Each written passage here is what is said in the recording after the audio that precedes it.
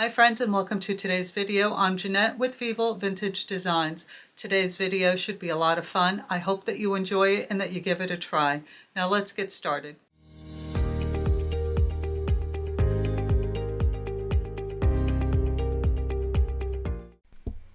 In today's tutorial, I am going to be drawing three little paintings, and the size will be 4 by 4 inches, and these will be very whimsical folk art paintings.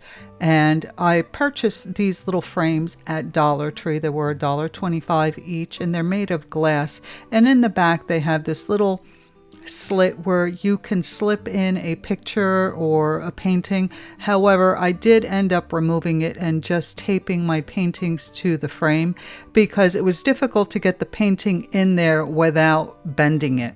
So I didn't want to damage the paintings.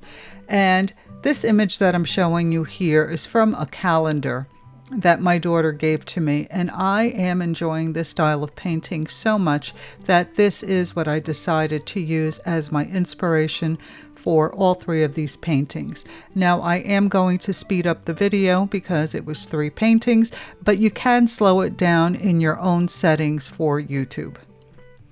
So here I'm going to draw all 3, and you can see that my lines aren't straight. Nothing in this painting will be perfect, and I think that's what gives the paintings character and makes them so absolutely adorable and fun to paint.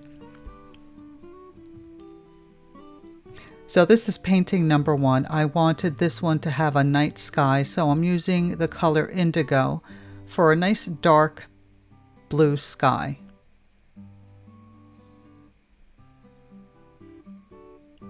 For the house, I mixed just a drop of brown with some white, and I got this really nice taupey color. To that mix, I added some burnt sienna or raw sienna, I'm not sure. Now I'm not sure. And I just added that to the mix that I created for the house, and I did the roof. And here for the tree, I used a little sap green, and then I added hooker's green for a little bit of shadow.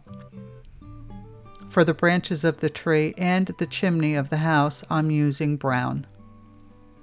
And you can see that my paint bled a little bit where I painted the branches, but that's okay. These Kuretake paints are not designed to blend wet in wet.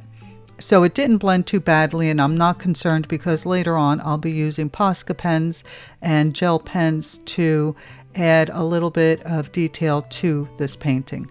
You can see here I'm using the Posca pen to outline all the elements, and I added a little glow to the moon. And now I'm using a flat brush to create a stone-like look to the front of this house.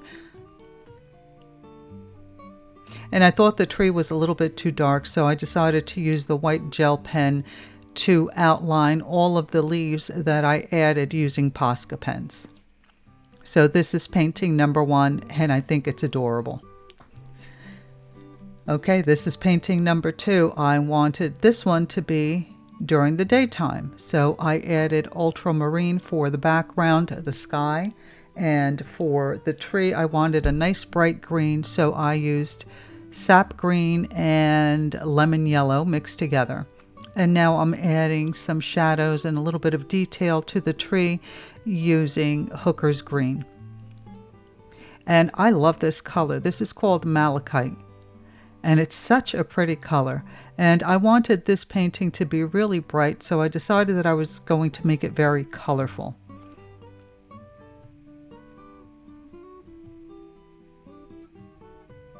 So this type of painting, this style of painting, is perfect for the beginner because, as I mentioned earlier, nothing about it has to be perfect, and that's what makes it so whimsical. And they're so much fun to paint, and you can be so creative, and then when you're finished painting, the even more fun part is adding all the detail using Posca pens and markers and gel pens. I love that part of this, and you can get as carried away as you like.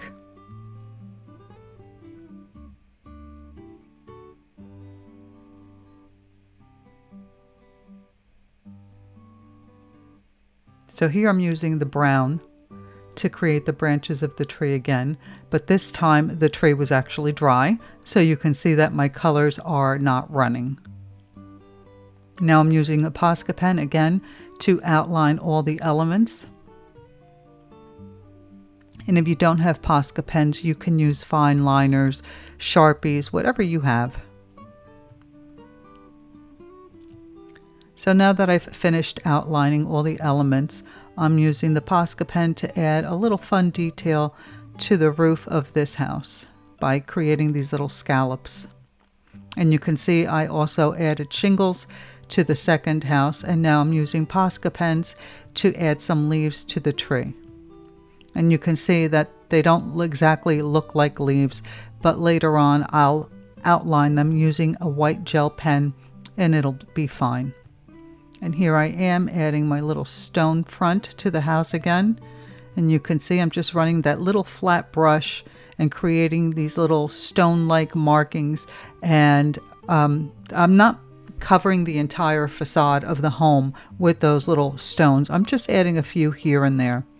And of course, when I thought I was finished, I wasn't. I added a couple of trees and shrubs on the sides of the house, and then I cut it out and added it to my frame.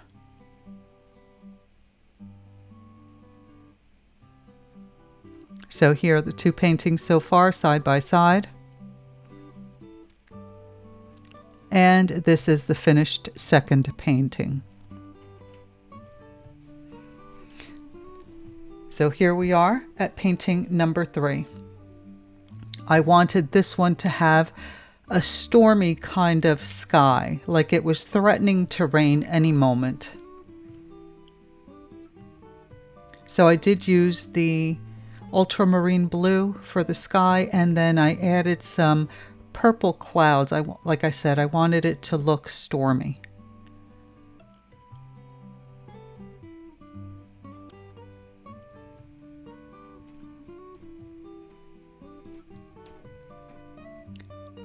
Now I used a combination for the tree of sap green and lemon yellow because I wanted it to be bright against that dark sky.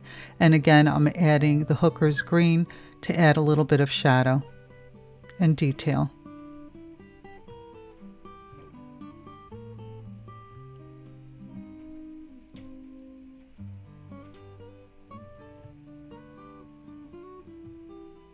I'm loving this color malachite so much, so I decided to use it for the roof of this house. For the front of the larger house, or rather the side of the larger house, I used the color cadmium yellow, and then I added a little bit of orange to the mix and painted the front of the house a little bit darker. For the second house, I used the color olive green, and then I diluted it a little bit as I moved down the front of the house. So as I mentioned earlier, these paintings are really simple, very quick, and they're perfect for the beginner. And you don't have to have the Kuretake paints. You can use any type of paint that you like. You can even do this in markers, and you'll have an adorable little painting in the end. These are already hanging in my TV room. I needed a little splash of color in there, so having the 3 like paintings in the same frame really bring it together nicely. So now I am going to outline all the elements of my painting, and I'm using a Posca pen to also add the branches of this tree. So I decided not to use a paintbrush for this one.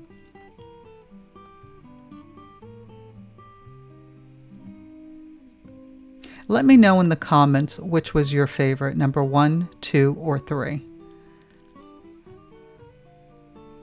It's hard for me to choose. I think I like number 1 the best, but I think they're all cute. Here you see I'm using a white gel pen to add some shingles to this roof. And then you'll see exactly what I mean about getting carried away. I'm adding the stone facade to the house now, using the flat brush and making sure that I alternate colors. And here's where I really start to get carried away by adding these little swirls to this one hill. It's just so easy to get carried away.